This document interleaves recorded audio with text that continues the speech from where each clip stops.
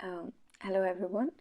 तो UGC net library science अगर आप देने वाले हैं एग्ज़ाम, जो कि आपका 2 तारीख को है, 2 जनवरी को, तो उसकी लास्ट मिनट रिवीजन हम करने वाले हैं। Hope this will help you. तो अभी हम कर रहे हैं पेपर 2 का यूनिट 1 की PYQs करेंगे। तो चलिए शुरू करते हैं। तो सबसे पहला क्वेश्चन हमारे पास है। तो सबसे पहला क्वेश्चन में हमें पूछा गया है कि नॉलेज बेस्ड इकोनॉमी एक शब्द है। नॉलेज बेस्ड इकोनॉमी, तो नॉलेज बेस्ड इकोनॉमी जो है वो सबसे पहले किसने कॉइन की थी? ठीक है, किसने कॉइन की थी, मतलब कॉइन मतलब कि किसने दी थी। तो नॉलेज बेस्ड इकोनॉमी जो शब्द है वो सबसे पहले किसने दिया था? तो इसका सीधा सीधा आंसर अगर मैं बताऊं तो वो है ऑर्गेनाइजेशन। इसका सीधा सीधा आंसर है organisation for economic cooperation and development. Knowledge based economy शब्द को दिया गया organisation for economic cooperation and development. अब ये बात हुई नॉर्मल की, लेकिन हम जो करने वाले हैं वो हर क्वेश्चन को जो ठीक है वो हो और उसके जो ऑप्शन है हर चीज़ को समझने वाले हैं। तो अब आराम से मैं बैठ के मेरी पूरी बात ध्यान से सुनिएगा। नॉलेज बेस्ड इकोनॉमी दिया किसने? Organisation for economic cooperation and development ने। ये आपने समझ लिया। अब इस पूरे कॉन्सेप्ट को क्लियर करते हैं। OECD, आपको फुल फॉर्म और शॉर्ट फॉर्म दोनों एक साथ याद रखनी जरूरी है, क्योंकि कई बार हमारे पास शॉर्ट फॉर्म्स आ जाते हैं और कई बार फुल फॉर्म्स आती हैं और हम कंफ्यूज हो जाते हैं। तो OECD लिखा है तो Organisation for economic cooperation and Development की हम बात कर रहे हैं। और अगर पूरा Organisation for economic cooperation and Development लिखा है तो OECD की हम बात कर रहे हैं। इन्होंने 1996 यानी 1996 में पहली बार नॉलेज बेस्ड इकोनॉमी टर्म को यूज़ किया था। अब इसका जो सिंपल मतलब है वो ये होता है कि इकोनॉमी जहाँ पर पैसा सिर्फ फैक्ट्रीज, मशीन्स या नेचुरल रिसोर्सेज से नहीं आता है, बल्कि आपकी नॉलेज और इंफॉर्मेशन से बनता है। ठीक है, तो यहाँ पे पैसा, यहाँ पे जो आपका पैसा आ रहा है वो कहाँ से आ रहा है? नॉलेज और इन्फॉर्मेशन से आ रहा है। यहाँ नॉलेज को, जो नॉलेज बेस्ड इकोनॉमी होती है वहाँ पर नॉलेज को जनरेट किया जाता है, फिर उसे स्प्रेड किया जाता है और फाइनली उसका प्रैक्टिकल यूज़ होता है।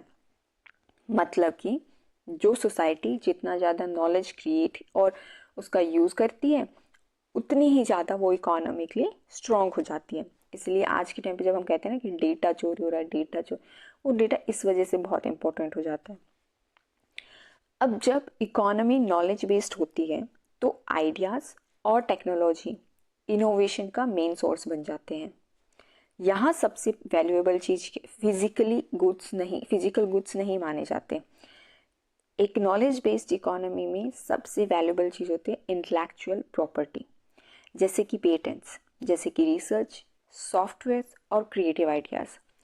कंज्यूमर्स भी ऐसे प्रोडक्ट्स चाहते हैं जो स्मार्ट हों, फास्ट और कन्वीनियंट हों, और इस पूरे सिस्टम में टेक्नोलॉजी जो है वो लीडर्स और इनोवेटर्स एक चिंगारी का काम करते हैं जो नए आइडियाज़ को रियलिटी में बदलते हैं।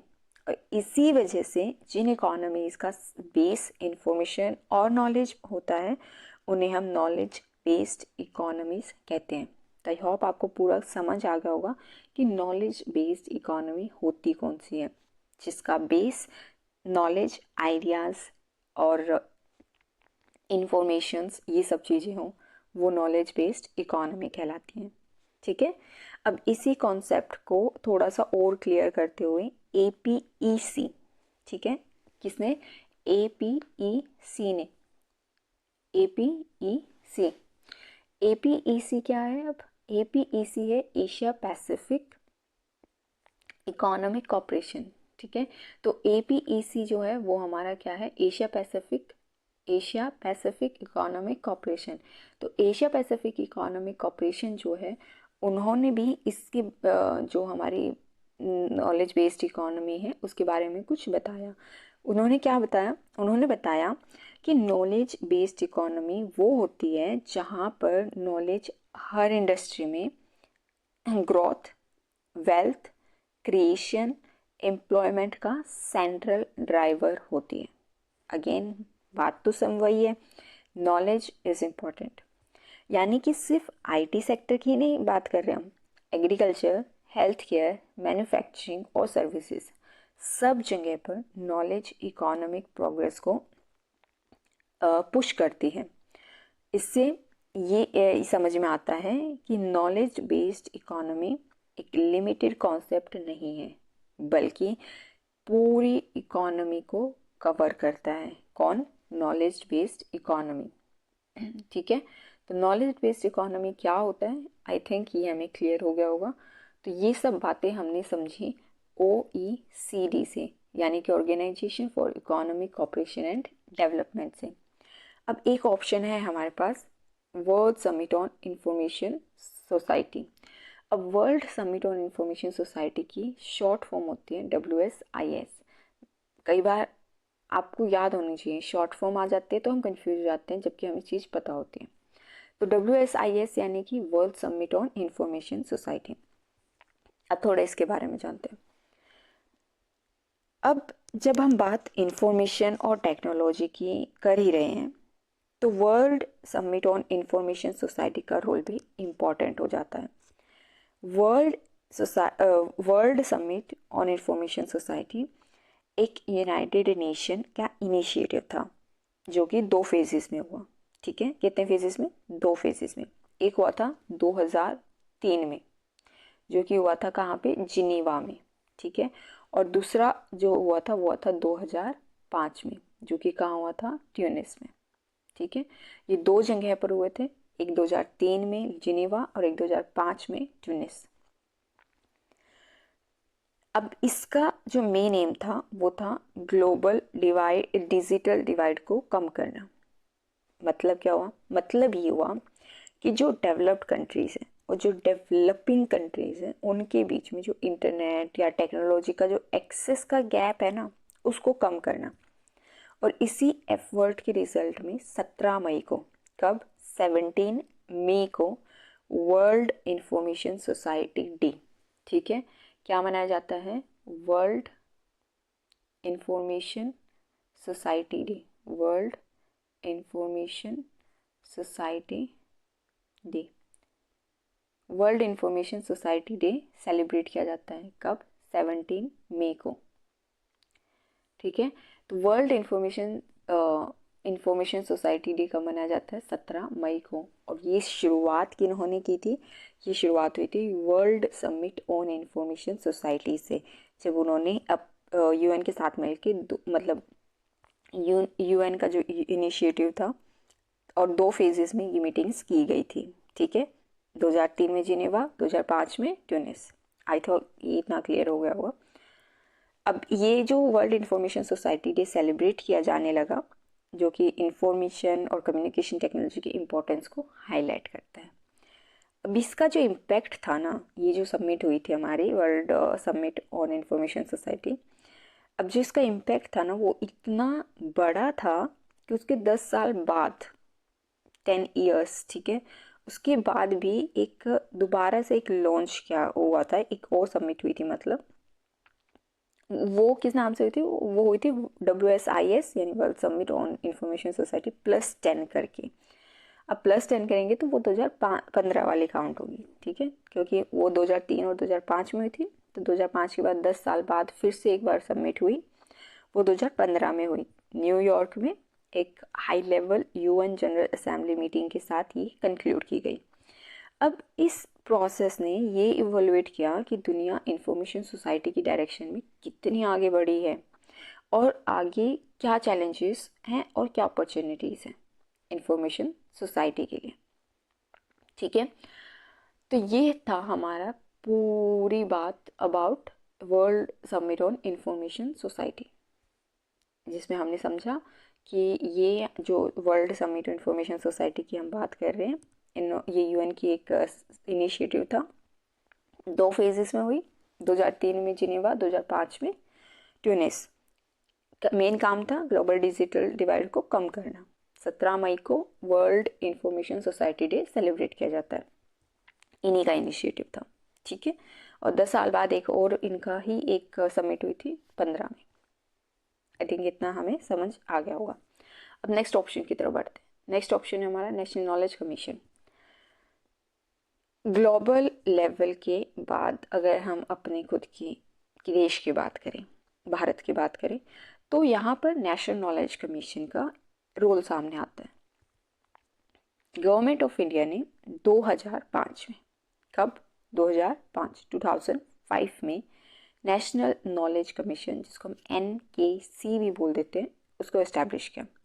जिसका पर्पस क्या था? इसका पर्पस था कि जो प्राइम मिनिस्टर है उसको एडवाइस देना कि भारत को कैसे एक नॉलेज सोसाइटी बनाया जा सकता है।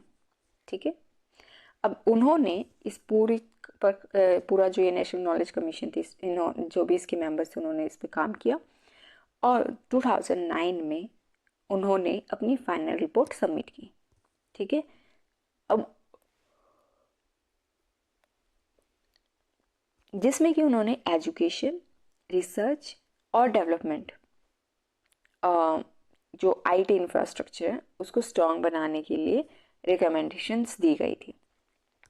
नेशनल नॉलेज कमीशन का जो विज़न था वो बहुत क्लियर था कि सबसे पहले एजुकेशन फॉर ऑल होनी चाहिए। ठीक है, मतलब क्या हुआ कि मतलब सबको एजुकेशन मिले, हर भारतीय को क्वालिटी एजुकेशन आपको देनी चाहिए, मिलनी चाहिए। अब उसका सोशल या इकोनॉमिक बैकग्राउंड चाहे कुछ भी हो, ये उस बात से मैटर नहीं करता कि उसको एजुकेशन मिल रही है तो कैसे देनी है, सबको क्वालिटी एजुकेशन दो, first thing. Second thing, national Knowledge commission ने यानी NKC ने ये भी माना कि अगर भारत को ग्लोबल इनोवेशन लीडर बनना है तो उनको अपने रिसर्च एंड डेवलपमेंट में ज़्यादा इन्वेस्टमेंट करनी होगी।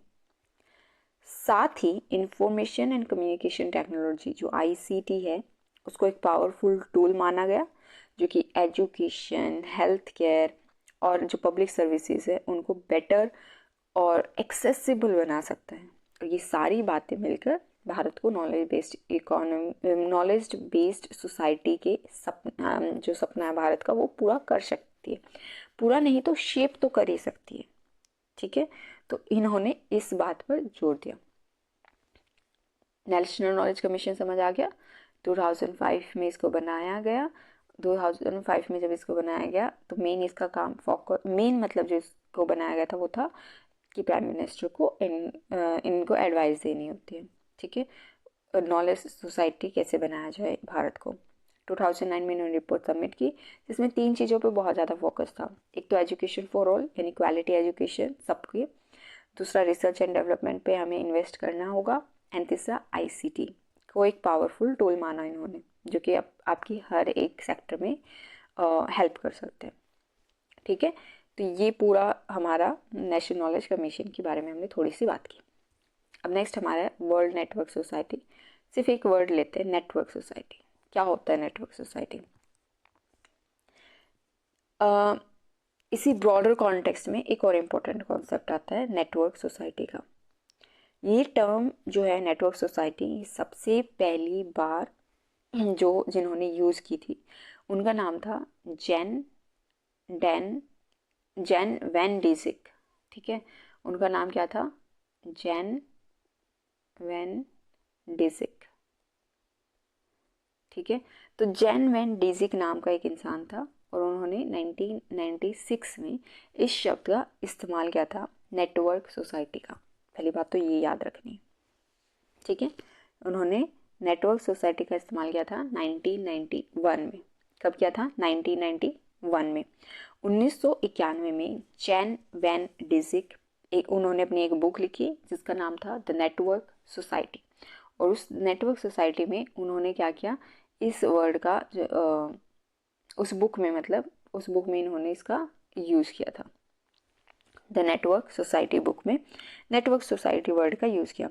बाद में मैनुअल कैसल नाम के एक इंसान थे, उन्होंने 1996 में the rise of network society की एक किताब लिखी और फिर उससे उस बुक के थ्रू ये नेटवर्क सोसाइटी का जो कॉन्सेप्ट है वो ज़्यादा आपका पॉपुलर हो गया था। अब नेटवर्क सोसाइटी का मतलब क्या होता है? नेटवर्क सोसाइटी का मतलब होता है एक ऐसी सोसाइटी जहाँ लोग, इंस्टीट्यूशंस और इकोनॉमीज डिजिटल और कम्युनिकेशन नेटवर्क्स के थ्रू कनेक्टेड होती है। जो कि आज के टाइम पे हम बहुत आसानी से देख भी सकते हैं। अब अगर मैं बात करूं नेटवर्क सोसाइटी की, तो इस कॉन्सेप्ट को और भी पहले, ठीक है, नेटवर्क सोसाइटी वर्ड जो आया वो आया 1991 में चैन वैन डेजिक के द्वारा, और फिर 1996 में मैनुअल कैसल के द्वारा। लेकिन जेम्स मार्टिन नाम का एक इंसान था, 1978 की बात है, और उन्होंने इस शब्द का यूज़ किया था वायर्ड सोसाइटी कहकर। उन्होंने वायर्ड सोसाइटी डिस्क्राइब किया, जहाँ पे उन्होंने बताया कि mass media, telecommunication networks society को जोड़ते हैं।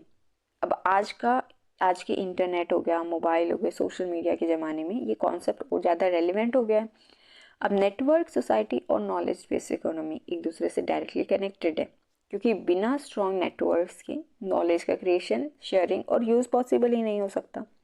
ठीक है, तो अब पूरे पिक्चर अगर हम देखें तो OECD यानी Organisation for economic cooperation and development,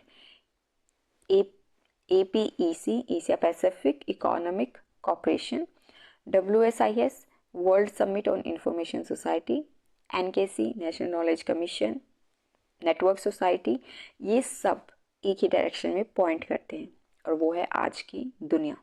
knowledge, information और कनेक्टिविटी ही आपकी रियल इकोनॉमिक पावर है, ये सब पे लागू होता है। ठीक है, तो ये था हमारा फर्स्ट क्वेश्चन जो हमने बात की कि नॉलेज बेस्ड इकोनॉमी क्या होती है, किसने कॉइन की, और अलग अलग ऑप्शंस के बारे में हमने बात की। अब बढ़ते हैं सेकंड क्वेश्चन की तरफ।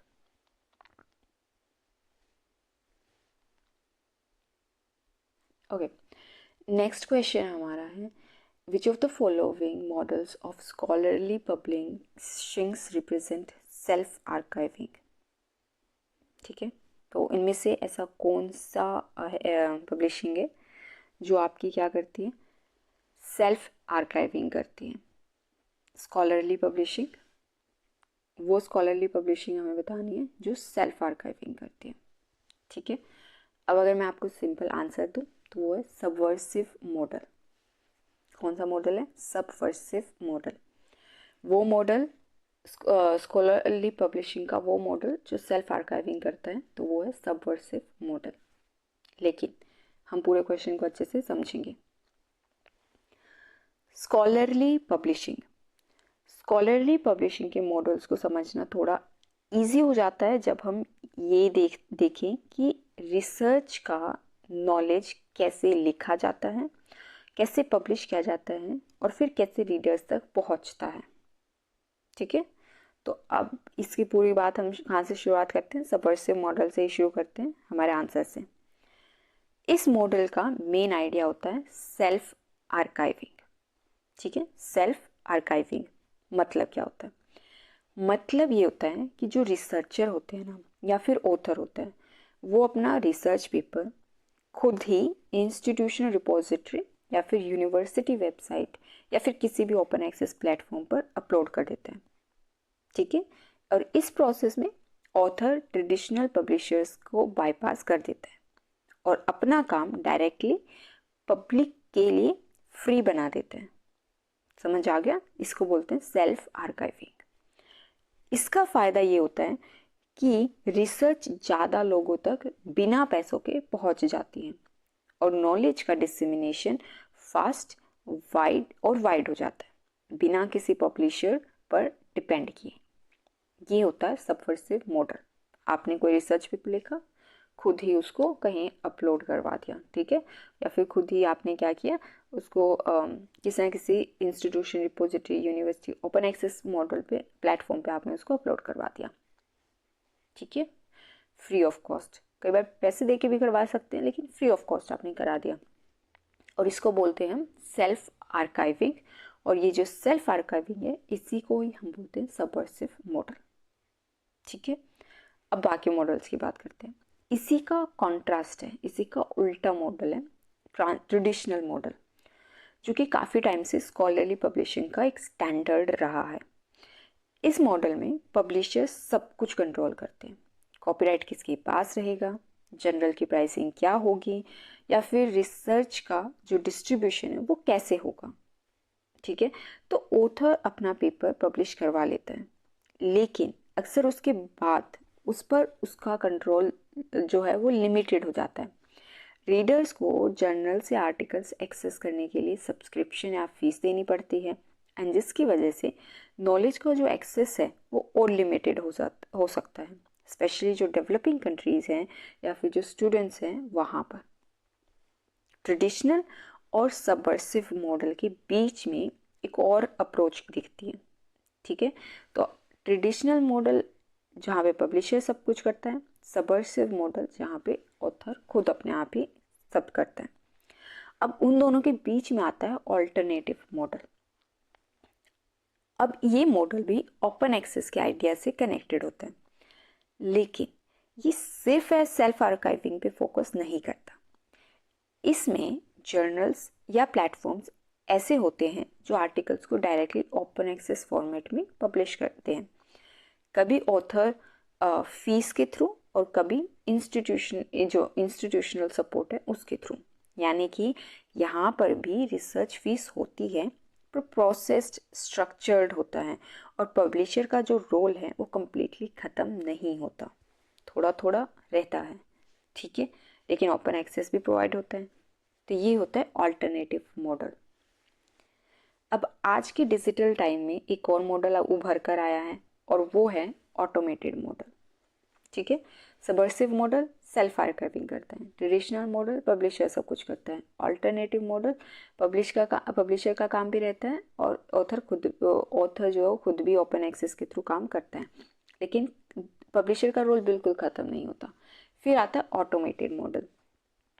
इस मॉडल में टेक्नोलॉजी का मेजर रोल होता है, जैसे automated submission system, AI based workflow, online paper review या फिर डिजिटल डिस्ट्रीब्यूशन। पब्लिशिंग और डिसमिनेशन का जो प्रोसेस है वो फास्ट हो जाता है, एफिशिएंट हो जाता है और डेटा ड्रिवन भी हो जाता है। लेकिन ये मॉडल डायरेक्टली सेल्फ आर्काइविंग से लिंक नहीं होता, बल्कि ज़्यादातर पब्लिशिंग के टेक्निकल और ऑपरेशनल एस्पेक्ट्स को ऑटोमेट करने का काम होता है इसका सेल्फ आर्काइविंग वाला काम नहीं होता है, ठीक है। तो अब ओवरऑल पिक्चर देखी जाए इस क्वेश्चन की, तो वो ये है कि जो स्कॉलरली पब्लिशिंग है, तो स्कॉलरली पब्लिशिंग के ये सारे के सारे मॉडल एक ही गोल की तरफ जाते हैं, जो कि है कि रिसर्च नॉलेज को आप क्रिएट करते हो, पब्लिश करते हो और रीडर्स तक पहुंचाने का काम इनका है। बट हर मॉडल की अप्रोच अलग अलग होती है, ठीक है। तो कहीं ऑथर को ज़्यादा फ्रीडम मिलती है, सबवर्सिव मॉडल, कहीं पब्लिशर को कंट्रोल स्ट्रॉन्ग होता है, ट्रेडिशनल मॉडल, और कहीं टेक्नोलॉजी पूरे सिस्टम को स्ट्रीमलाइन कर देती है। ऑटोमेटेड और अल्टरनेटिव मॉडल्स में हमें ये देखने को मिलता है। आई होप आपको ये क्वेश्चन क्लियर हो गया होगा, ठीक है। तो बढ़ते हैं नेक्स्ट क्वेश्चन की तरफ।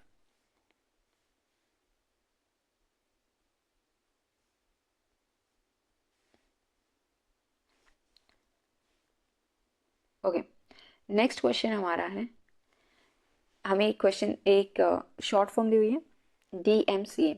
अब DMCA की फुल फॉर्म क्या है हमें ये बताना है, ठीक है। तो DMCA की फुल फॉर्म, डायरेक्ट एक क्वेश्चन है तो डायरेक्ट आंसर हम पहले बताएंगे। DMCA की फुल फॉर्म होती है डिजिटल मिलेनियम कॉपीराइट एक्ट, ठीक है, डिजिटल मिलेनियम कॉपीराइट एक्ट, ये हमारा इसका आंसर है। लेकिन अगेन हम पूरे क्वेश्चन को समझेंगे कि क्या है ये पूरा डिजिटल मिलेनियम कॉपीराइट एक्ट।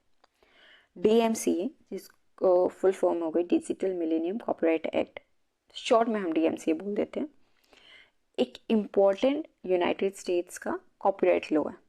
किसका है? यूनाइटेड स्टेट्स का कॉपीराइट लॉ। 1998, कब की बात है? 1998, 1998 में इसको लागू किया गया था। इस लॉ का बैकग्राउंड अगर हमें समझना है तो हमें थोड़ा सा और पीछे जाना होगा, ठीक है। तो इसको बैकग्राउंड समझने के लिए हमें अब ये जानना जरूरी है कि 1996 में वीपो, ठीक है, 1996 में वीपो, World Intellectual Property Organization, World Intellectual Property Organization जो है उनकी 1996 ने 2 इंटरनेशनल ट्रीटीज़ इंट्रोड्यूस की थी, ठीक है। अब जो डिजिटल इन्वायरमेंट में कॉपीराइट प्रोटेक्शन को स्ट्रॉन्ग बनाने के लिए आपकी थी। ठीक है, डीएमसीए जो है वो इन्हीं दो ट्रीटीज़ को यूएस लॉ सिस्टम में इम्प्लीमेंट करने का एक के लिए बनाया गया था, ताकि इंटरनेट और डिजिटल कंटेंट के जो बढ़ते यूज़ है ना, उसके साथ कॉपीराइट रूल्स को भी अपडेट किया जा सके। ठीक है, तो 1996 में वीपो ने अपनी दो ट्रीटीज़ की थी, और उन्हीं ट्रीटीज़ की जो रिजल्ट है उसमें हमारा अमेरिका ने डिजिटल मिलेनियम कॉपीराइट एक्ट बना दिया, जो कि जो कॉपीराइट लॉज हैं वो अपडेट किए जा सके डिजिटल और इंटरनेट की कंटेंट की दुनिया में। अब जो डीएमसी है ना, यानी डिजिटल मिलेनियम कॉपीराइट एक्ट, इसका सबसे बड़ा और इनोवेटिव फीचर ये है कि इसने आईएसपीज जो हैं, इंटरनेट सर्विस प्रोवाइडर्स, और जो दूसरे ऑनलाइन इंटरमीडियरीज हैं, उनके लिए लाइबिलिटी रूल्स को क्लियरली डिफाइन किया है। ठीक है, तो इंटरनेट सर्विस प्रोवाइडर्स के लिए और बाकी जो ऑनलाइन इंटरमीडियरीज हैं, सबके लिए इन्होंने रूल सेट किए हुए हैं। इंटरनेट के अर्ली डेज में ये कन्फ्यूज़न थी कि अगर user copyright infringing content upload करता है या शेयर करता है तो उसकी जिम्मेदारी प्लेटफॉर्म पर जाएगी या यूज़र पर जाएगी। क्वेश्चन तो सही है ना। मान लो मैंने यूट्यूब पर कुछ अपलोड कर दिया, तो वो गलती किसकी है? क्या प्लेटफॉर्म की यानी यूट्यूब की या मेरी?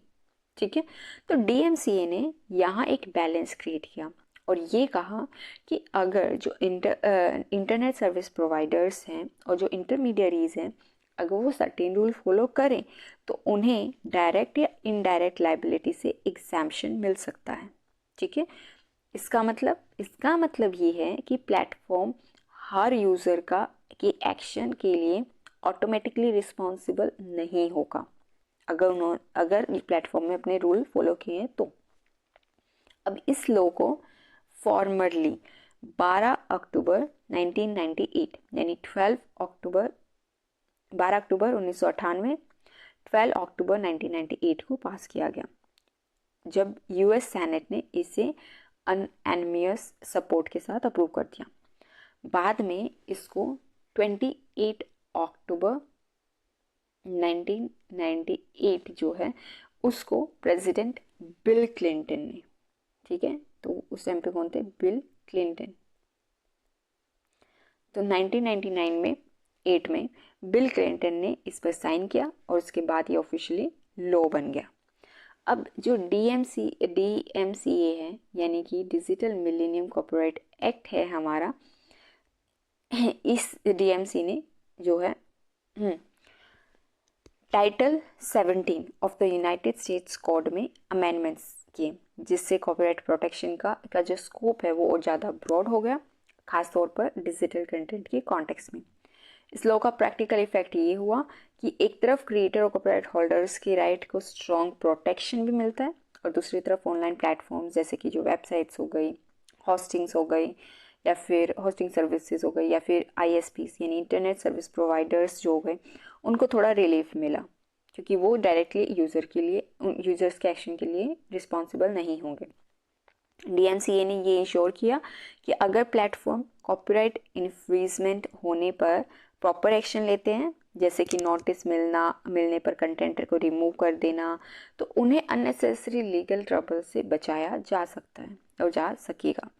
इसी वजह से डीएमसीए को डिजिटल एज का एक बैलेंस्ड कॉपीराइट लॉ माना जाता है, जो कि इनोवेशन, इंटरनेट ग्रोथ और इंटेलेक्चुअल प्रॉपर्टी प्रोटेक्शन जो है उन तीनों को साथ लेकर ये चलता है। ठीक है, तो ये है हमारा DMCA, digital millennium copyright act, जिसको कि 12 अक्टूबर 1998 में आपका साइन किया गया था सपोर्ट के साथ, लेकिन अप्रूव पूरा मतलब प्रॉपर लॉ बन गया 28 अक्टूबर 1998 में ये बन गया था। अमेरिका का कॉपीराइट लॉ है, और बहुत सारे जो इंटेलेक्चुअल प्रॉपर्टी प्रोटेक्शन है उनका बेस भी अब आज के डिजिटल लॉ में ये फाउंडेशन भी मानी जाता है। ठीक है, I hope this answer is clear. अब अगला क्वेश्चन की बात करते हैं। Who develop the ABX model of communication? किसने ABX मॉडल कम्युनिकेशन का दिया था? ओके, तो ABX मॉडल की बात की हमने, मॉडल ऑफ कम्युनिकेशन की बात की। ठीक है, ABX मॉडल ऑफ कम्युनिकेशन किसने दिया था, ये हमारा क्वेश्चन है। इसका डायरेक्ट अगर मैं आंसर बता दूं तो वो है न्यूकॉम्ब। ठीक है, उसका आंसर हमारा क्या है? Newcomb, M Newcomb, Theodore M Newcomb. May be the pronunciation may be a little bit इधर उधर हो सकती है, बट आपको जो याद रखना है वो है एबीएक्स मॉडल ऑफ कम्युनिकेशन जो दिया था वो था थियोडर एम न्यूकॉम्ब ने दिया था। अब एक बार थोड़ा सबके बारे में जान लेते हैं, उससे हमें आंसर क्लियर हो जाएगा। कम्युनिकेशन के डिफरेंट मॉडल्स को समझना तब ईजी हो जाता है जब हम ये देखते हैं या ये देखें कि स्कॉलर्स ने कम्युनिकेशन को किस नज़रिए से देखा। ठीक है, और उसका जो मेन पर्पस था उन्होंने क्या माना। हर एक इंसान ने जब एक मॉडल बनाया ना तो उन्होंने अलग अलग चीज़ पे फोकस किया है। तो सबसे पहले हम बात करते हैं जो थियोडर एम न्यूकॉम्ब के मॉडल की बात करते हैं, क्योंकि हमारा आंसर ये है, यहीं से शुरुआत करते हैं। इन्होंने 1953 में, अब यहाँ से क्वेश्चन आपके बनने शुरू हो जाएंगे। 1953 एबीएक्स मॉडल ऑफ कम्युनिकेशन कब आया था? 1953 में। न्यूकॉम का मॉडल कब आया था? 1953 में, ये याद रखना है। इन्होंने इसमें यूनिवर्सिटी ऑफ मिशिगन में ये थे, और यूनिवर्सिटी ऑफ मिशिगन में इन्होंने अपना एक काम पब्लिश किया। ठीक है, और उनका टाइटल जो रखा वो रखा an approach to the study of communicative acts. ठीक है, इतना क्लियर। 1953 थियोडर एम न्यूकॉम्ब, इन्होंने अपना काम यूनिवर्सिटी ऑफ मिशिगन में पब्लिश किया, an approach to the study of communicative act करके। बाद में यही काम न्यूकॉम्ब्स मॉडल ऑफ कम्युनिकेशन के नाम से भी फेमस हुआ। अब इस मॉडल को अक्सर हम एबीएक्स मॉडल भी कहते हैं। क्यों? क्योंकि जो इसका स्ट्रक्चर है ना, वो स्ट्रक्चर बिल्कुल ट्रायंगुलर फॉर्म में है। ठीक है, इसका जो स्ट्रक्चर है वो कैसा है? ट्रायंगुलर फॉर्म में, जिसमें कि एक इंसान है ए और एक इंसान है बी। ठीक है, दो लोग होते हैं, एक ए और एक बी, और वो किसी एक टॉपिक के बारे में बात करते हैं जो कि है एक्स। ऑब्जेक्ट भी हो सकता है, टॉपिक भी हो सकता है, इश्यू भी हो सकता है, जिसके बारे में दोनों बात कर रहे होते हैं, और यही है हमारा एबीएक्स मॉडल। अब आप सोचोगे ये किस तरह का मॉडल है? नॉर्मल भाषा में समझाते हैं। अब मैं और आप बात कर रहे हैं अगर, तो मैं आपको यूजीसी नेट से रिलेटेड पीवीवाई क्यूज आपको बता रहा हूँ। पीवाई क्यूज या फिर जो हमारे क्वेश्चंस हैं, ये हो गया हमारा एक्स टॉपिक, यूजीसी नेट हो गया हमारा एक्स टॉपिक। अब मैं आपको बता रही हूँ, आप मुझसे पूछ रहे हैं, या फिर हम दोनों उसी एक टॉपिक के बारे में बात कर रहे हैं। तो जब आप जनरली गौर करेंगे तो जो कॉन्वर्सेशंस होती है सिमिलर ऐसे ही होती हैं। दो इंसान हमेशा एक एक्स टॉपिक के बारे में ही बात कर रहे होते हैं। ठीक है, तो ये कुछ कुछ वैसा ही है। तो एबीएक्स मॉडल में हमारा, अब ये आपको अब मेन चीज़ समझते हैं क्या है इस मॉडल में। ये ऐसा मतलब फोकस कहाँ पर न्यूकॉम ने किया? तो न्यूकॉम के अकॉर्डिंग कम्युनिकेशन सिर्फ मैसेज भेजने का एक प्रोसेस नहीं होता है। ठीक है, बल्कि एक लर्नड रिस्पॉन्स टू स्ट्रेन है। मतलब कि जब दो लोगों के व्यूज़, दो लोगों के बिलीव्स या एटीट्यूड्स किसी एक टॉपिक, एक्स टॉपिक नाम की पर अलग और डिफरेंट होते हैं, तो उनके बीच में टेंशन या इम्बैलेंस पैदा हो जाता है। अब कम्युनिकेशन का काम होता है कि इसी इम्बैलेंस को कम करना, और इसीलिए न्यूकॉम कहता है कि जो कम्युनिकेशन होता है ना, तो कम्युनिकेशन का प्राइमरी सोशल फंक्शन होता है सोशल सिस्टम में इक्विलिब्रियम मेंटेन करना, ताकि लोग एक दूसरे से के ओरिएंटेशन को समझकर सोसाइटी में बैलेंस बना सके। ठीक है, तो ये पूरा काम किसका होता है? ये होता है कम्युनिकेशन का, बैलेंस बनाना, और ये यही हमारा एबीएक्स मॉडल ऑफ कम्युनिकेशन बताता है। Okay, I am clear? Okay, अब बढ़ते हैं बाकी जो तीन ऑप्शन है उनके मॉडल्स की तरफ, थोड़ा थोड़ा उनके बारे में भी जानेंगे।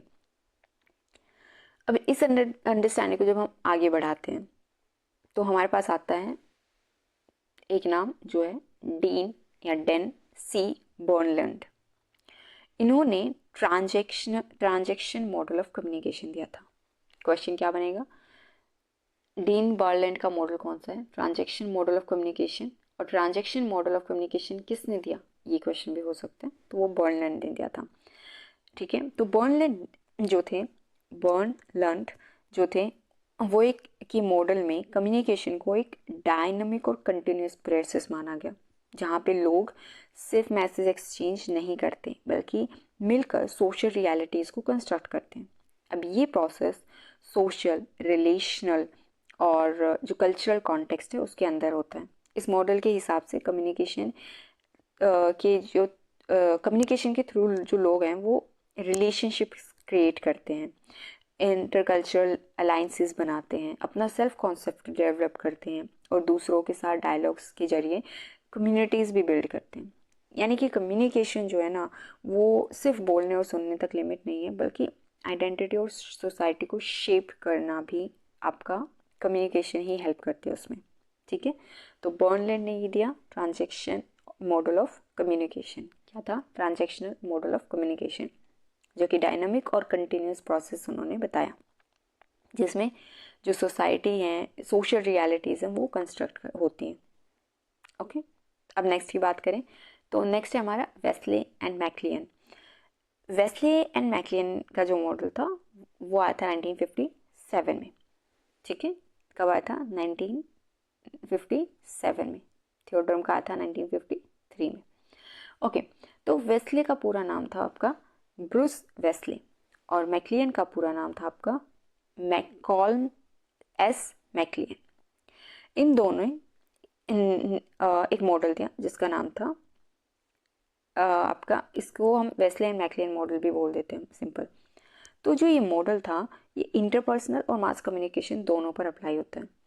इस मॉडल का मेन फोकस आपका फीडबैक पर है। ठीक है, किस पर है? फीडबैक पर। इंटरपर्सनल कम्युनिकेशन में फीडबैक डायरेक्ट और तुरंत मिल जाता है। बिल्कुल सही, मैं और आप बात कर रहे हैं, मैंने कुछ बोला, आप मुझे तुरंत बता देंगे, जैसे फेस टू फेस बातचीत जब होती है। जबकि मास कम्युनिकेशन में फीडबैक इनडायरेक्ट या स्लो होता है, जैसे न्यूज़पेपर, टीवी या रेडियो के केस में। वेस्ले और मैक्लियन कहते हैं कि कम्युनिकेशन प्रोसेस तब शुरू होता है जब कोई इंडिविजुअल अपने इन्वायरमेंट से कोई मैसेज रिसीव करता है और वहीं से कम्युनिकेशन का प्रोसेस फिर शुरू होने लग जाता है और फिर उस पर रिएक्ट करता है। आपने कुछ सुना, अब आपने सुनने के बाद उस पर कुछ ना कुछ बोला। अब जब आप बोलोगे तो सामने वाला सुनेगा और उस पर कुछ बोलेगा और यही प्रोसेस कम्युनिकेशन होता है। रिएक्शन जो आते हैं आपकी, उसी रिएक्शन को पूरा कॉन्वर्सेशन या पूरी कम्युनिकेशन हो जाती है। ऐसा वेस्ले और मैक्लियन का कहना था। 1957 इन्होंने अपना मॉडल दिया। अब बात करते हैं इन सब मॉडल जो आपने अभी तक पढ़े। न्यूकॉम का मॉडल, जिन्होंने कहा कि पूरा का पूरा जो है ABX मॉडल होता है। ठीक है, सोशल बैलेंस बना के रखने के लिए हेल्प करता है हमारे जो कम्युनिकेशन होते हैं।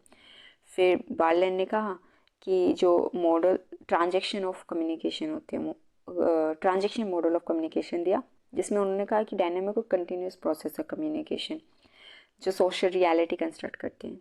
ठीक है, वेस्ले एंड मैक्लियन ने कहा कि 1957 में इन्होंने अपना मॉडल दिया और कहा कि फीडबैक पर पूरा फोकस इन्होंने किया कि इन्वायरमेंट से कोई मैसेज जब कोई रिसीव करता है मतलब, और फिर उस पर जो रिएक्ट करता है तो वो हमारा किस में आ जाता है, वो वहाँ से हमारी कम्युनिकेशन प्रोसेस शुरू होती है और वही पूरा कम्युनिकेशन भी होता है। अब आते हैं सैनन एंड वीवर। ठीक है, 1957, 1953। ओके, तो ये शैनन एंड वीवर का मॉडल आया 1949, 1949। ठीक है, तो 1949 या 1949 में Shannon and Weaver model of communication हमें मिला था। और अगर हम कम्युनिकेशन की बात करें तो हम इस मॉडल को कभी भी इग्नोर नहीं कर सकते, क्योंकि ये बाकी सबको समझने का फाउंडेशन है। तो शैनन, जिसका नाम क्लाउड शैनन था, और वैरेन वीवर, लेकिन हमें सिर्फ शैनन एंड वीवर याद रखना है। ये मॉडल बेल लैबोरेटरीज के लिए डेवलप किया गया था, जो बाद में कम्युनिकेशन स्टडीज़ के का बेस बन गया था। अब इन्होंने एक लीनियर मॉडल है दिया हमें। ठीक है, तो ये जो कम्युनिकेशन ऑफ मॉडल था ना शैनन वीवर का, ये लीनियर मॉडल है। तो कई बार क्वेश्चन आ जाता है कि इनमें से लीनियर मॉडल कौन सा है, तो शैनन एंड वीवर का जो मॉडल है वो लीनियर मॉडल है। लीनियर मॉडल क्या है कि आगे चलने वाला। ठीक है, जहाँ इंफॉर्मेशन सोर्स जो है वो मैसेज डिसाइड करता है। ठीक है, अगर मान लो मैं सेंडर हूँ तो मैंने एक मैसेज डिसाइड किया, फिर ट्रांसमीटर के थ्रू मैंने मैसेज को भेज दिया आगे, ठीक है। अब मेरा मैसेज है वो चला गया आगे, अब किसी ना किसी चैनल के थ्रू पास होता है वो, अब वो किसी चैनल के थ्रू पास हुआ और फिर रिसीवर तक पहुंच गया। अब रिसीवर तक पहुंचा और वहाँ से फीडबैक आया, बस इतना ही होता है। अब इसको 5W मॉडल भी बोलते हैं। क्या बोलते हैं? 5W model. Who says what, to through which medium, to whom, with what effect, ठीक है। तो इसलिए इसे 5W मॉडल भी बोलते हैं। इस मॉडल की खास बात ये है कि ये यहाँ पर नॉइस को एक इम्पॉर्टेंट डिसरप्टिव फैक्टर माना गया है जो मैसेज को डिस्टॉर्ट कर सकता है। हाँ, ये मॉडल टेक्निकल लेवल पर काफ़ी क्लियर है, लेकिन सिमेंटिक मीनिंग को इंटरप्रेट करना इसमें थोड़ा सा मुश्किल हो जाता है। ओके, अब अगर ओवरऑल में देखें हम इस पूरी क्वेश्चन की पिक्चर को, तो शैनन और वीवर का जो मॉडल ऑफ कम्युनिकेशन है उसको टेक्निकल प्रोसेस के रूप में कम्युनिकेशन को टेक्निकल प्रोसेस के रूप में दिखाता है, ठीक है। वेस्ले और मैक्लियन उसे इन्वायरमेंट और फीडबैक से जोड़ देते हैं कि ये इन्वायरमेंट से जब आपको कोई मैसेज रिसीव होता है तो आप उसका जो रिएक्ट करते हो वहाँ से कम्युनिकेशन शुरू होते हो, वही कम्युनिकेशन होती है। ये वेस्ले एंड मैक्लियन ने कहा 1957 में। फिर बर्नलैंड जो हैं उन्होंने कम्युनिकेशन को ट्रांजैक्शनल और मीनिंग मेकिंग प्रोसेस बताते हुए कहा कि ये जो है ना, आप जो ट्रांजैक्शंस होते हैं मतलब कि आप इससे सोसाइटी बिल्ड हो, जो हमारी कम्युनिटी बिल्ड हो, सब कम्युनिकेशन पर बेस्ड है। और न्यूकॉम ने का जो मॉडल है, न्यूकॉम कम्युनिकेशन को सोशल बैलेंस मेंटेन करने का एक टूल बता दिया। अब इस तरह से हर मॉडल कम्युनिकेशन की एक अलग अलग डायमेंशन को एक्सप्लेन करता है, लेकिन सब मिलकर हमें ये बताते हैं कि कम्युनिकेशन की कंप्लीट पिक्चर क्या है और उसको समझने में हमारी मदद करते हैं, ठीक है। तो ये हमारा था कम्युनिकेशन के बारे में जो 4 अलग अलग इंसानों के नज़रिए से हमने समझा। आई होप ये आपको क्लियर हो गया होगा। अब बढ़ते हैं आगे नेक्स्ट क्वेश्चन की तरफ। ओके,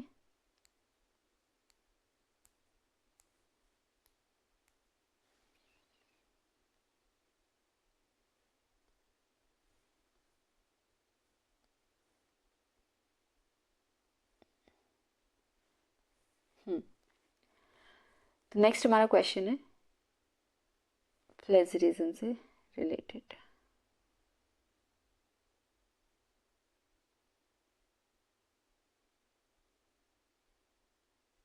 ओके, तो नेक्स्ट क्वेश्चन पे हम मूव करते हैं।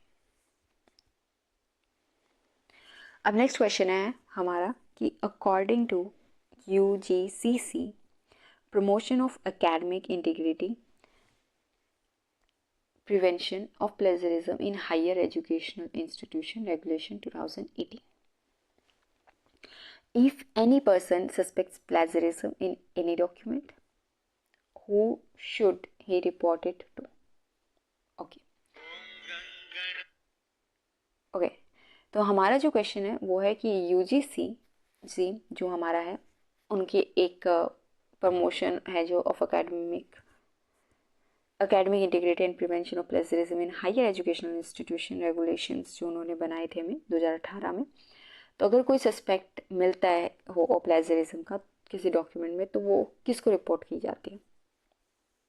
तो इसका जो साधारण सा आंसर है वो है आपका DAIP, departmental academic integrity panel को।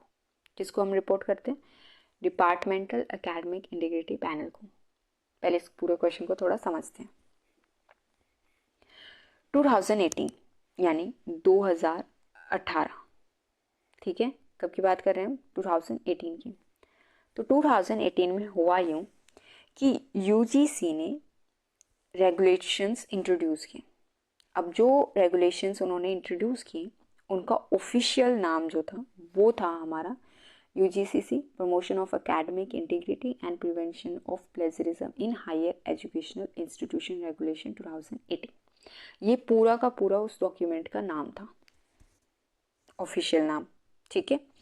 अब इन रेगुलेशंस का जो मेन फोकस था वो सिर्फ पनिशमेंट देने पर नहीं था, बल्कि हायर एजुकेशन इंस्टीट्यूशंस में एकेडमिक इंटीग्रिटी और रिस्पॉन्सिबल रिसर्च जो है उस कल्चर को डेवलप करना है।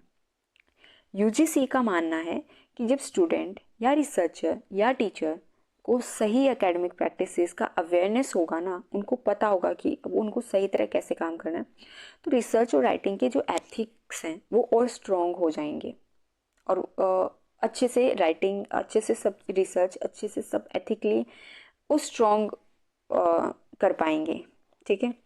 अब इन रेगुलेशंस का सबसे पहला ऑब्जेक्टिव ये है कि जो एकेडमिक रिसर्च है और एकेडमिक राइटिंग्स हैं उनको में एक रिस्पॉन्सिबल बिहेवियर के बारे में अवेयरनेस को बढ़ाना।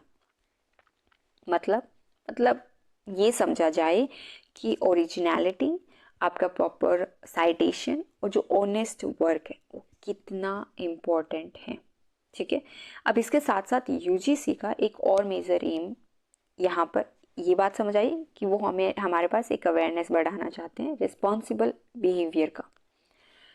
अब इसके साथ साथ यूजीसी का एक और मेजर एम होता है और वो होता है प्लेजरिज्म को प्रिवेंट करना।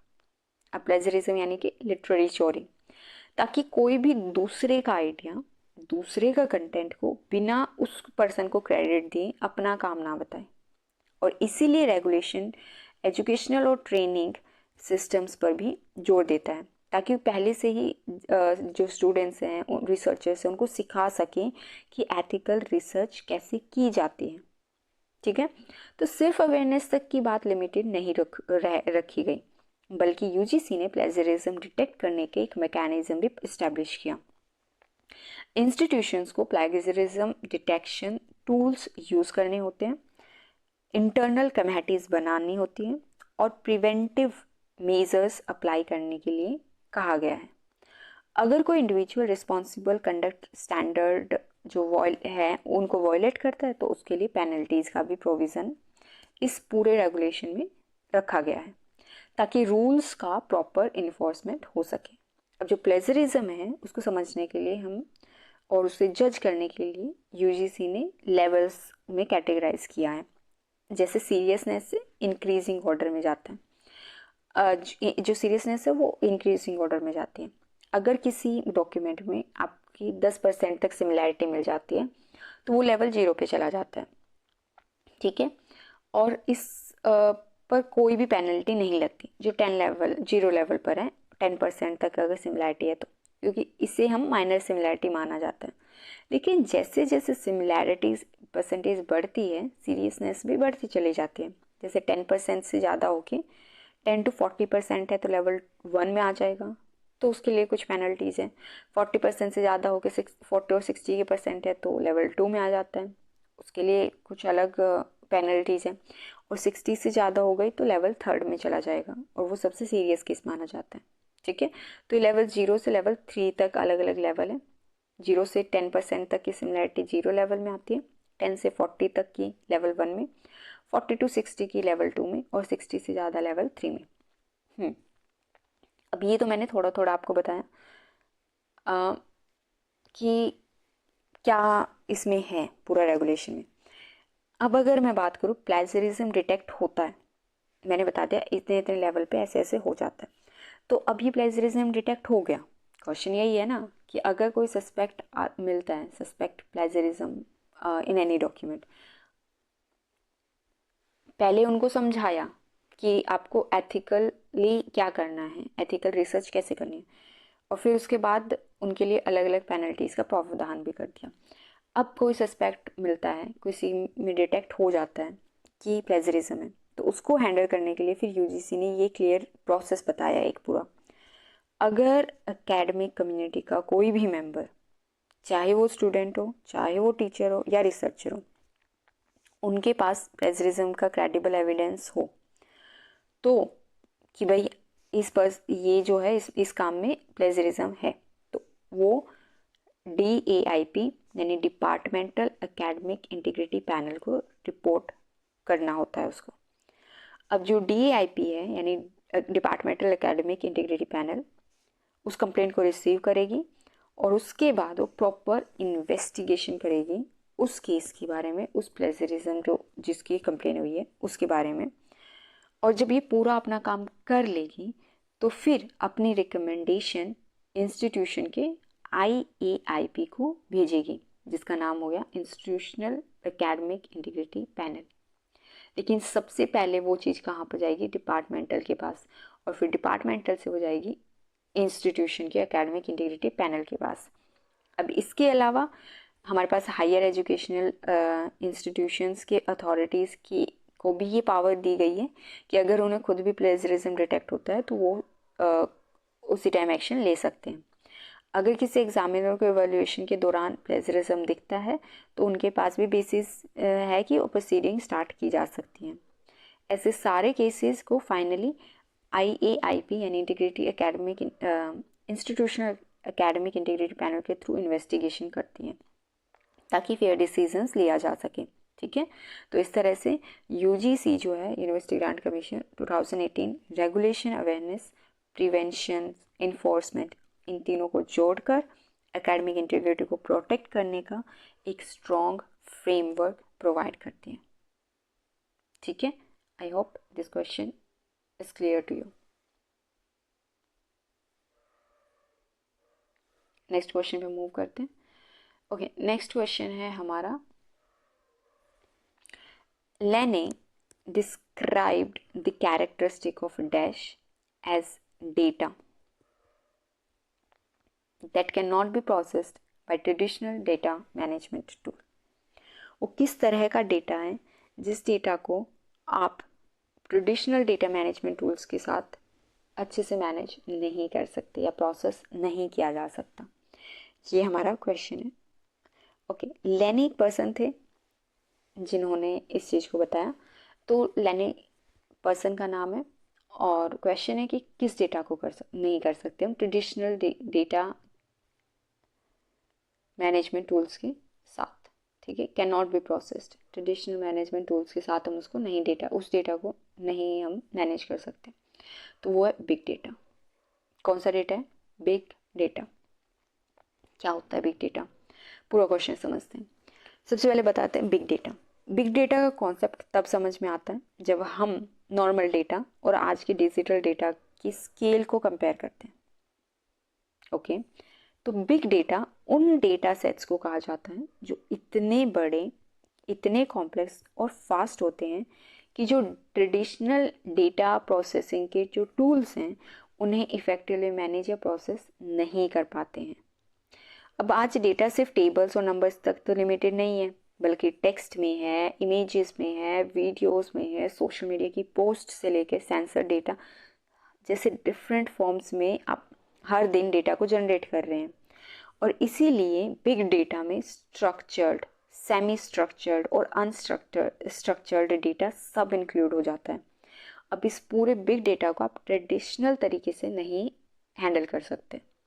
ठीक है, अब इस जो कॉन्सेप्ट था, इसी कॉन्सेप्ट को क्लियर शेप देते हुए डग लेने ने एक बात कही। ठीक है, तो जो डग लेने हैं उन्होंने एक क्लियर शेप दी, जिन्होंने बताया कि बिग डेटा को ट्रेडिशनल डेटा मैनेजमेंट टूल से हैंडल करना मुश्किल होता है क्योंकि इसमें 3 बेसिक कैरेक्टरिस्टिक्स होती हैं। बिग डेटा में हमारी 3 बेसिक कैरेक्टरिस्टिक्स होती हैं, 3 V's, 3 बेसिक कैरेक्टरिस्टिक्स। ठीक है, अब ये जो 3 बेसिक कैरेक्टरिस्टिक्स हैं,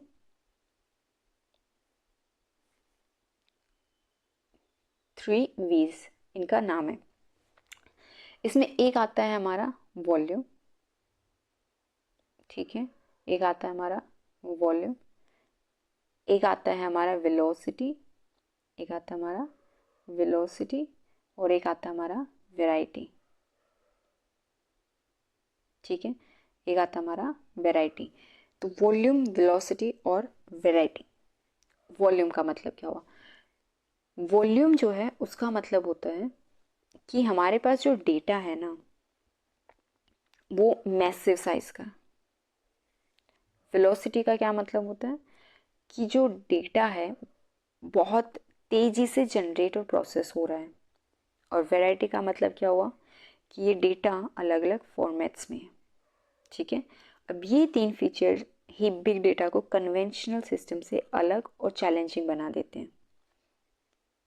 तो स्टार्टिंग में हमारे पास ये सिर्फ 3 वीज थे इनकी कैरेक्टरिस्टिक के लिए, लेकिन उसके बाद फिर और भी कुछ वीज जुड़े टाइम के साथ जैसे इस डेटा का यूज़ बढ़ता गया वैसे वैसे ये समझ में आना शुरू हो गया कि सिर्फ 3 V से बिग डेटा को पूरी तरह एक्सप्लेन नहीं किया जा सकता, और इसी तरह से धीरे धीरे और भी वी इसमें ऐड होते चले गए, जो कि जैसे कि बिग डेटा की कॉम्प्लेक्सिटी को अच्छी तरह से डिस्क्राइब कर सकते हैं। इनमें एक आता है वैल्यू, ठीक है, एक वी और ऐड हुआ जिसका नाम हुआ वैल्यू। अब वैल्यू ऐड होते, ये वैल्यू क्या करता है, तो ये बताता है कि डेटा तभी यूजफुल है जब उसे मीनिंगफुल इंसाइट और डिसीजन मेकिंग में यूज किया जा सके, यानी वहाँ से कुछ ना कुछ वैल्यू मिल सके, ठीक है। तो अगर मान लो कहीं कुछ वैल्यू ऐड ऑन हो रही है तो वो डेटा काम का है, वरना तो क्या ही काम का है। फिर आता है एक और वी, उसका नाम है वेरासिटी, ठीक है।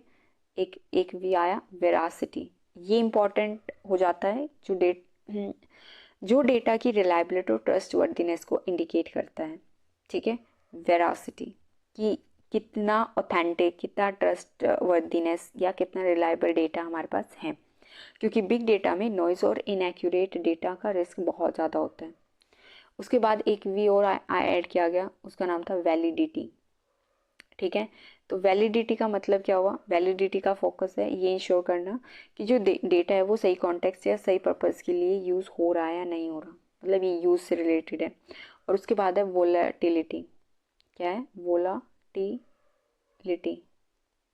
वोलाटिलिटी, वोलाटिलिटी जो है वो बताता है कि कितने टाइम तक इसका यूज़ किया जा सकता है, यानी कि एक एक्सपायरी डेट। याद रखना, वैलिडिटी नहीं बताती कि कब तक यूज़ करना है, वो वोलाटिलिटी बताती है, इसमें कंफ्यूज मत होना। तो आज के फास्ट चेंजिंग एनवायरनमेंट में ये डिसाइड करना ज़रूरी होता है कि डेटा को कितने टाइम तक स्टोर करना चाहिए, क्योंकि डेटा हर दिन बढ़ रहा है, हर दिन कंटिन्यूटी चेंज हो रही है। तो मे बी आज जो डेटा हमारे लिए बहुत इंपॉर्टेंट है, कल को वो डेटा हमारे लिए यूजलेस भी हो सकता है। तो फाइनली इतने सारे कॉम्प्लेक्स डेटा को समझने के लिए आपको एक और इम्पॉर्टेंट चीज़ चाहिए, और वो है विजुअलाइजेशन, ठीक है। तो नेक्स्ट वी हमारा विजुअलाइजेशन होता है। क्या होता है विजुअलाइजेशन, तो विजुअलाइजेशन का रोल्स बहुत इंपॉर्टेंट होता है। क्यों होता है, क्योंकि ग्राफ हो गए, चार्ट हो गए, आप इतने बड़े डेटा को कैसे समझोगे, सिर्फ वर्ड्स में तो नहीं समझ सकते, तो ग्राफ, चार्ट, डैशबोर्ड्स के थ्रू आप बिग डेटा को इजीली इंटरप्रेट किया जा सकता है, वरना रोम डेटा अपने आप में ही मीनिंगलेस होता है। तो इस तरह से बिग डेटा सिर्फ डेटा के साइज को ही नहीं बताते, बल्कि ये भी दिखाता है कि डेटा को कैसे मैनेज करना है, कैसे एनालाइज करना है, यूज़ करना है, रियल वैल्यू क्रिएट की जा सकती है उस डेटा से। तो ये सब की सब आपके अलग अलग उसके जो कैरेक्टरिस्टिक्स हैं वो बताते हैं, ठीक है। जिसमें आपका सबसे पहले आ गया वॉल्यूम,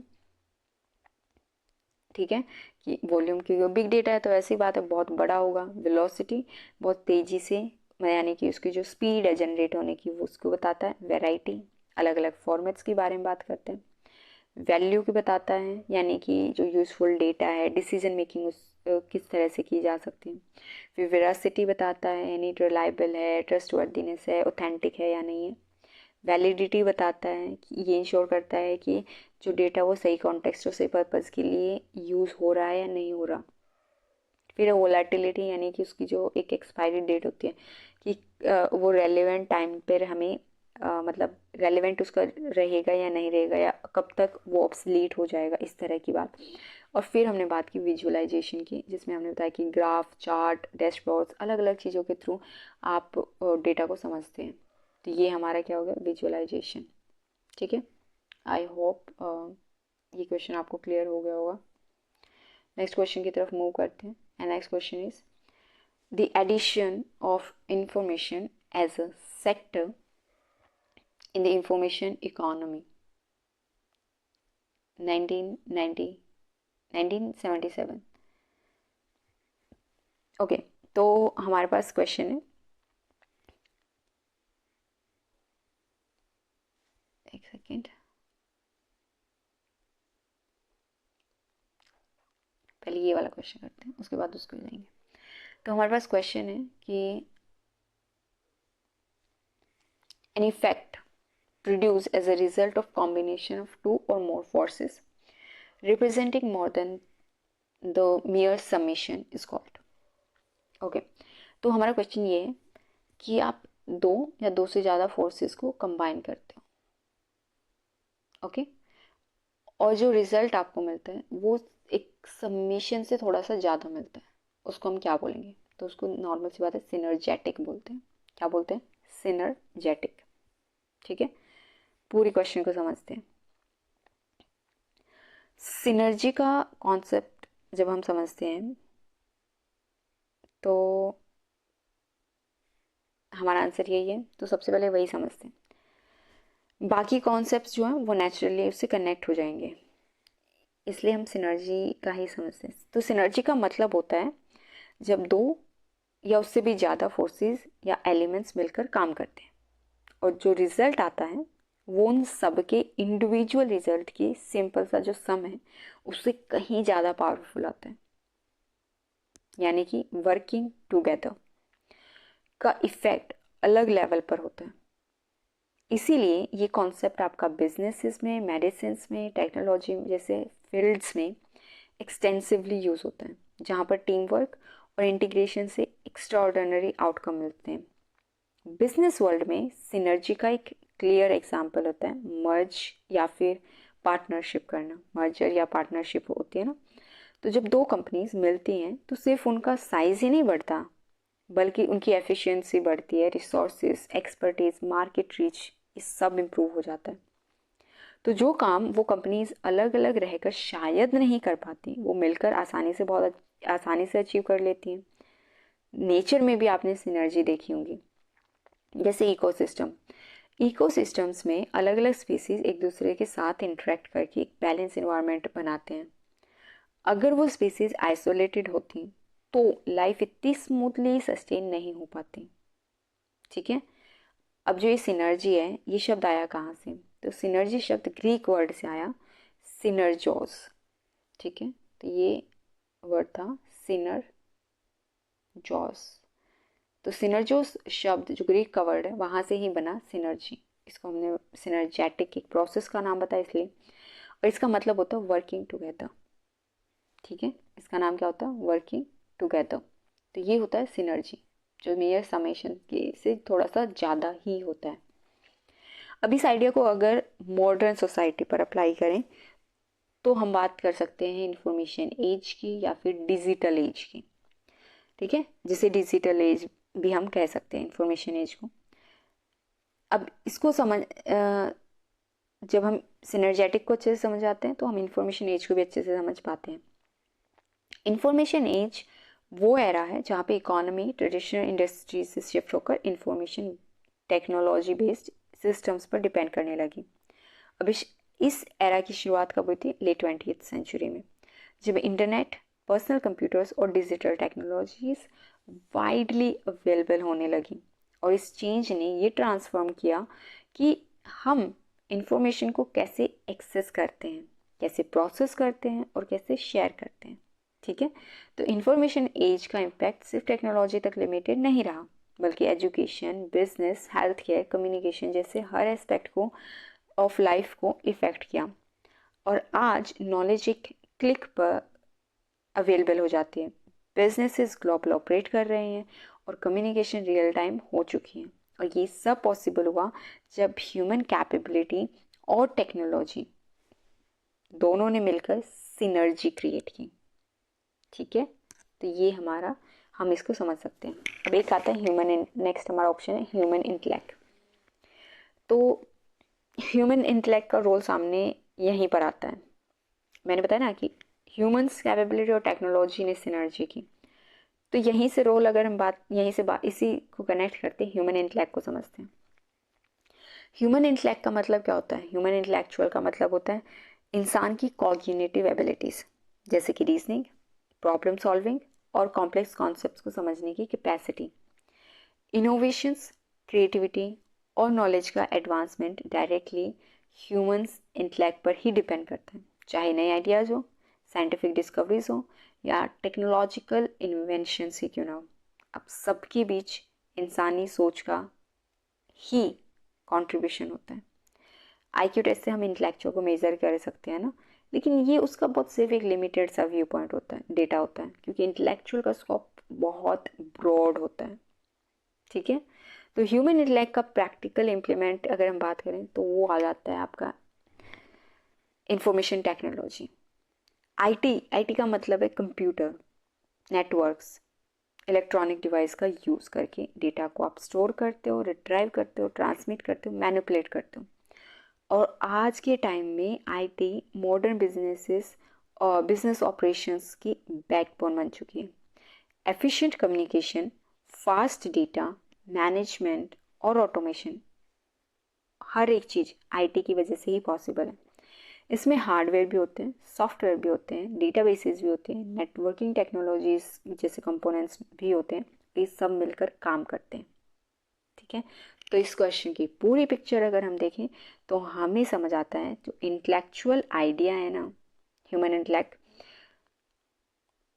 ह्यूमन इंटेलेक्चुअल वो आइडियाज़ और क्रिएटिविटी को जनरेट करता है। इंफॉर्मेशन टेक्नोलॉजीज उन आइडियाज़ को स्केल और एग्जीक्यूट करती है, और इंफॉर्मेशन एज इन दोनों को सिनर्जी के शेप में लेकर आते हैं। ठीक है, सो इस कलेक्टिव वर्किंग का जो रिजल्ट आएगा आज की दुनिया, इन दोनों को मिला के जो रिजल्ट हमें मिलता है वो है आज की दुनिया। पहले से जो कि पहले से बहुत ज़्यादा कनेक्टेड है, इन्फॉर्म्ड है, इनोवेटिव ड्रिवन बन चुकी है बहुत हद तक। तो ये सब आपका सिनर्जी का ही एक रिजल्ट है, हम बोल सकते हैं। I hope it this question is clear to you. Okay, अब नेक्स्ट हम मूव करते हैं नेक्स्ट क्वेश्चन पर। तो नेक्स्ट क्वेश्चन हमारा था addition of information as a sector. अब हमारे पास एक बुक का नाम दिया इन्होंने, द इंफॉर्मेशन इकोनॉमी 1977। ये जो है ये बुक की इन्होंने लिखी थी, ये क्वेश्चन है हमारा। तो क्वेश्चन का आंसर अगर मैं डायरेक्ट दूँ तो वो है एम.वी. पॉरेट। ओके, तो हमारा आंसर है एम.वी. पॉरेट। क्या नाम है? एम.वी. पॉरेट। पहले इंफॉर्मेशन इकोनॉमी को समझते हैं।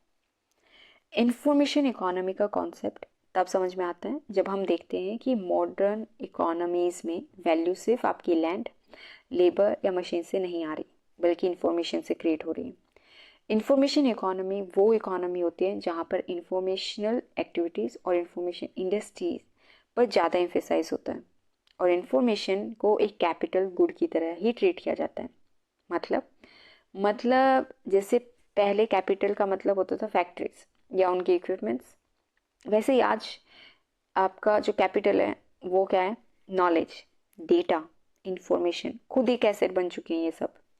ठीक है, अब यहाँ से आगे बढ़ते हैं। इस टर्म को दिया किसने? इंफॉर्मेशन इकोनॉमी जो शब्द है वो दिया मार्क पॉरेट ने, जिनका एम.वी. पॉरेट भी बोलते हैं। तो उन्होंने 1977 में इस किताब को मतलब इस वर्ड को दिया था। स्टैनफोर्ड यूनिवर्सिटी में वो ग्रेजुएट स्टूडेंट थे, और उन्होंने एक्सप्लेन किया कि इकोनॉमी को का एक बड़ा हिस्सा इंफॉर्मेशन की प्रोडक्शन, इंफॉर्मेशन की प्रोसेसिंग, डिस्ट्रीब्यूशन पर डिपेंड करने लगा है। और इस कॉन्टेक्स्ट में एम.वी. पॉरेट, जो कि मार्क पॉरेट भी इनका नाम है, उनका रोल काफ़ी क्लियर हो जाता है। मार्क पॉरेट सिर्फ एक थियोरिस्ट नहीं थे, उन्होंने सिर्फ ये कहा नहीं था, बल्कि खुद एक टेक एंटरप्रेन्योर भी थे। उनकी सबसे इम्पॉर्टेंट कंट्रीब्यूशन उनका वर्क था जो कि हमने बताया 1977 इंफॉर्मेशन इकोनॉमी, जिसमें उन्होंने डिटेल में बिल्कुल अच्छे से बताया था कि इंफॉर्मेशन कैसे एक इंडिपेंडेंट इकोनॉमिक सेक्टर बन चुकी है। अब इसके साथ साथ वो जनरल मैजिक नाम की कंपनी थी, उसके फाउंडर भी थे, जिन्होंने एक early hand held communication device था मैजिक लिंक डेवलप किया था। ठीक है, क्या था? Magic link. और ये डिवाइस अपने टाइम की इससे काफ़ी आगे का आइडिया था, और आज के जो स्मार्टफोन है ना, उस स्मार्टफोन का एक अर्ली कॉन्सेप्चुअल वर्जन माना जा सकता है ये। तो ये था मैजिक लिंक, जनरल मैजिक भी हम जिसको बोलते हैं। और ये कंपनी के जो मालिक थे वो थे आपकी एम.वी. पॉरेट। ठीक है, अब बाकी एक और ऑप्शन था हमारे पास, ई मैकलप। देखो, फ्रिज मैकल्प भी इनका नाम था। इंफॉर्मेशन इकोनॉमी के आइडिया को और भी पहले, ठीक है, 1933 की बात है ये, पर अगर हमें समझना है ना तो हमारे लिए फ्रिज मैकल्प का नाम हमें बहुत याद रखना होगा, क्योंकि उनका कंट्रीब्यूशन बहुत इंपॉर्टेंट है इस टॉपिक पर। फ्रिज मैकल्प एक ऑस्ट्रेलियन अमेरिकन इकोनॉमिस्ट थे। उन्होंने 1933 में, कब, 1933 में ही एक इंफॉर्मेशन सोसाइटी का कॉन्सेप्ट डेवलप करना शुरू कर दिया था। तो इंफॉर्मेशन सोसाइटी जो शब्द है, जो कॉन्सेप्ट है, वो फ्रिज मैकल्प ने शुरू किया था। इंफॉर्मेशन इकोनॉमी 1977 में एम.वी. पॉरेट यानी मार्क पॉरेट ने हमें बताया। इसका कॉन्सेप्ट जो है इन्होंने शुरू कर दिया। उन्होंने ये हाईलाइट किया कि नॉलेज और इन्फॉर्मेशन का इकोनॉमिक रोल फ्यूचर में बहुत ज़्यादा बढ़ने वाला है। उनका काम इस बात पर का फाउंडेशन बनाना था कि कैसे education, research, communication, information based activities economy की सेंट्रल एलिमेंट बन सकती। ठीक है, अब इसी पूरे डिस्कशन में एक नाम और आता है। एम पार्कर तो इस कॉन्सेप्ट के नहीं है, लेकिन हाँ आर एम हे जो थे ना, वो जो कि प्राइमरीली एक ऑथर के रूप में जाने जाते थे। हे ने डायरेक्ट इकोनॉमिक थ्योरीज से ज़्यादा कल्चरल और मीडिया रिलेटेड सब्जेक्ट्स पे काम किया था। ठीक है, उनका मेनली काम इकोनॉमी से रिलेटेड था ही नहीं, वो कल्चर और बाकी चीज़ों में, मीडिया में, इन चीज़ों में ज़्यादा इन्वॉल्व थे। लेकिन अब इनका कंट्रीब्यूशन क्या था? उनका कंट्रीब्यूशन ये था कि उन्होंने इंफॉर्मेशन और मीडिया का इवोल्यूशन को समझाने के लिए समझने के लिए काफ़ी यूज़फुल है, क्योंकि उनकी काफ़ी नोटेबल बुक्स थी जो सिनेमाटोग्राफी या फिल्मोग्राफी या सिनेमा से रिलेटेड थी।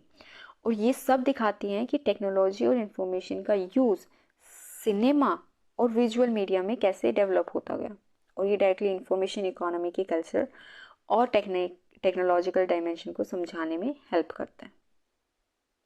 ओके, कन्फ्यूज़न हो गई होगी आई थिंक, तो उस पूरी कन्फ्यूज़न को करेक्ट करते हैं।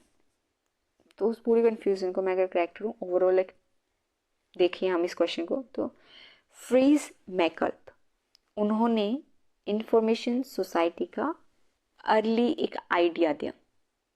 ठीक है, फ्रीज मैकल्प ने इंफॉर्मेशन सोसाइटी का एक आइडिया दिया। फिर मार्क पॉरेट जो थे, एम.वी. पॉरेट, उन्होंने 1977 में उसे स्ट्रक्चर्ड फॉर्म में इंफॉर्मेशन इकोनॉमी का कॉन्सेप्ट के रूप में एक्सप्लेन किया। ठीक है, और जो आर.एम. हे है जिनके बारे में मैंने बात की, वो जैसे स्कॉलर्स ने टेक्नोलॉजी और इंफॉर्मेशन के कल्चरल इम्पैक्ट की, उसका इम्पैक्ट क्या हो रहा है, को डॉक्यूमेंट किया। और ये सब मिलकर ये बताते हैं कि आज की जो इकोनॉमी है वो सिर्फ फिजिकल प्रोडक्शन पर नहीं है, वो इंफॉर्मेशन, नॉलेज और टेक्नोलॉजी पर टिकी हुई है। ओके, आई होप आपको ये समझ आ गया होगा। तो आज हम अभी इस क्लास में रखते हैं इतना ही, क्योंकि काफ़ी बड़ी क्लास हो गई है एंड हमारे एग्ज़ाम में 2 ही 3 दिन बाकी हैं, तो अच्छे से तैयारी करते रहिए। और मैं कोशिश करूँगी कि ज़्यादा से ज़्यादा यूनिट्स के आपके लिए मैं क्लासेस बना सकूँ। Thank you for watching.